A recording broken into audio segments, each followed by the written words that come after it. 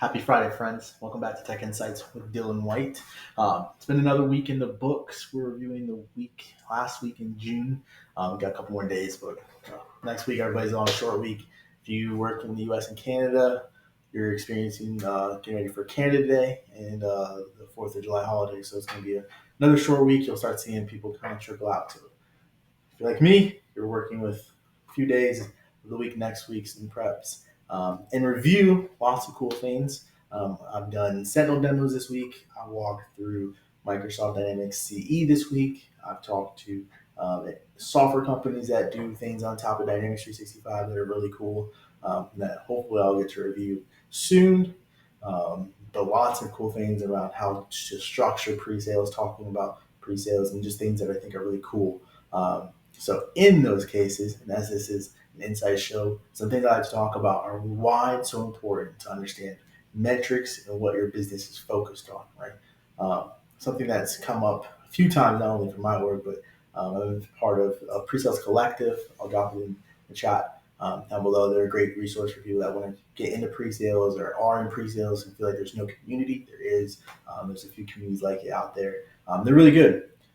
We talk about things like metrics and why it's important as a business to understand what your business needs, right? You may think, hey, this product, this service is soaring. Why are we not marketing it as much? Why are we not putting the effort? Why am I being asked to put effort elsewhere? It's probably due to business initiatives. I'm going to put it down at like a 97%. You need to go find out what your business drivers are and work backwards, right? So maybe the business doesn't know that that product is soaring. Maybe it doesn't know the serviceability, the revenue on the product, whatever it may be. But maybe just that's not where the business has operations on, right? Maybe the business is spending a certain amount of dollars on other areas and they need to make sure they recoup the dollars. So if that piece that's not doing well and they're heavily invested in it, you may need to go to help turn the tide. Can you make something easier? Can you bring more product marketing in? Can you do some demo videos, right? Whatever it may be. The thing about pre-sales that really intrigued me from the very beginning is the fact that all those things are in your scope. You just don't know it. You can do anything, right? Whether it's technical, and you can go call, hey, I got 20 customers I signed up for the last month. They all did this thing, and I need that. I need to go get the information on why they procured us, what made us better than our competitors, what made us stand out, what made it easier, whatever it may be. It's in your scope. You just may need to go reach out to your AE and help build that relationship up a little bit tighter, whatever it may be. But that is definitely within your realm. Also, so is product marketing, right? So if you need to work with product marketing to build a one page or a webinar, right, whatever it may be to drive, right, that's our job, is to build value. And something I've been insanely interested in is just understanding the KPIs and the metrics that go into building that foundation. I think for myself, having metrics that aren't tied to your per hour activity is so important. Because I think as a pre-sales, right, when you start, for me, I start off as a help desk analyst, right? And the reason why I do these Friday videos is to talk about stuff like that, right? Like from help desk to pre-sales, right? Not just doing pre-sales, but leading pre-sales teams and leading, and giving value back. You have to understand that you go from being a very defined resource, hey, I need X production per X minute per X hour, right? To having no defined, right? No defined metric. And you got to create those. What does value mean, right? They can't be tied to per hour because you're supposed to provide scale, right? One way to do that is to be able to track per scale. And so I think as I've listened to different videos, and that's one thing that the pre-sales collective is amazing about. They got videos for videos on metrics and different things. And I've watched it since I got into sales engineering, really around 2022, and gone back. I started episode one. I'm kind of in the middle of 2022, 2023 now, and I've gone back and rewatched episodes. So it's cool to see how metrics have been defined and shifted through time. And now there's tools out there. So I started looking at some tools.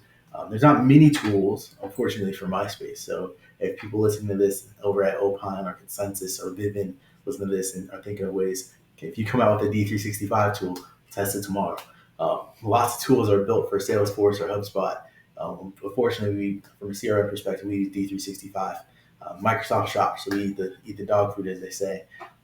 So the more we can understand how metrics are built, the cool thing is all those companies I just mentioned all release reports around pre-sales and how it should be measured, the different impact. And those are what's helping me formalize like what should be tracked and how I can go ask my leadership for more understanding and to drive more value upstream. Because from a scale perspective, you can never, as a pre-sales person, meet your scale if you're tracking activity per hour. Never gonna happen. You have to start reaching upwards and drive down. That's your whole goal, right? You spread across the business, you spread it wide, and it's touch, right? How can we get X touches to increase X value, right? Whatever that may be. And so that's the goal, right? Set a lot in a little bit of time, right? If you want to sum it up, TLR, didn't listen. It really is this: how to drive value across the org at scale for optimization, right? One big phrase going around my world right now, and I'm saying it a lot just so I can repeat it and hear everything, is optimization for scale, right? If you're not doing anything that optimizes for scale, you can reflect and say, hey, is this something tactical? Right? Hey, I just need to get this done. It's just a style proposal, but focusing on getting it done. Or something where I need to take time, review, let's optimize and scale so we can do it at scale. Right? Am I going to make a proposal so easy? I don't have to inject anything. I just do a review. Right? AE can let it rip. Maybe, right? That's scale. Now they don't need to bring me in. They can always just do it. That's perfect. Let's get it going. And so for me, I'm repeating back to myself those things. And I think that's really important. The other piece is just understanding to dive deeper technically, right? I've done demos across Sentinel this week, Microsoft Sentinel this week. I've done demos across Microsoft Defender XDR this week, Microsoft Intune, even a little bit of endpoint security this week. Done a little bit of a demo around Microsoft Customer Insights and just what isn't working, why we need an ISV, right? It's just so cool to understand. And then just getting ready for a month in review, and then it's a cool time. I love kind of the beginning of the month, end of the month, the middle of the month. You're just trying to scale, right? You're just, hey, how can we optimize it for scale? And so it's incredible. I'm super excited. Coming up next week, of course, as we do our week ahead, is all about getting ready for the July 5th. Baby girl's first birthday, so it's last baby, first birthday. I'll never have another one, so knock on wood. But it's bittersweet. It's bittersweet. I'll post a picture of all the stuff, of course, but super excited for that. Super excited for the 4th of July holiday. We're going to spend it with friends and family. And the 5th of July, of course, everybody's around, so it'll be fun. Outside of that, of course, 5th of July is another memorable date for the anniversary of our family house fire. So we kind of have both a very amazing moment, bittersweet moment, amazing. It's all blend emotions, right? And then work-wise, just getting a chance to, what a lot of people don't know about consulting spaces and most tech sales, like this time of the year, they have waves, right? Everyone, this is very much a plateau, right? You have the end of a quarter, right? Trying to streamline, go speed, but everybody's out of office, right? So it's like when you're in sales, like there's times where you can reach, and you're just driving as hard and fast as you can. You also have the end of fiscal years for certain people, right? It's crazy, and there's just ebbs and flows, right? People are trying to take vacations, spend time with family, close books of business, close years of business. It's a lot. And those are all things that you, as an individual contributor, may not think about sometimes, especially if you've never worked in sales and now you're moving into sales. It's a different world, right? So I take some of this time just to reflect and learn and think. And so now I'm trying to make sure I'm able to optimize for scale. I'm reflecting on what kind of roadmap I can put together across the business. Because for me, I have to look across not only cybersecurity, business applications, modern work, what we can do to optimize for scale. And I think that's really cool. And so those are all things I'm focusing on.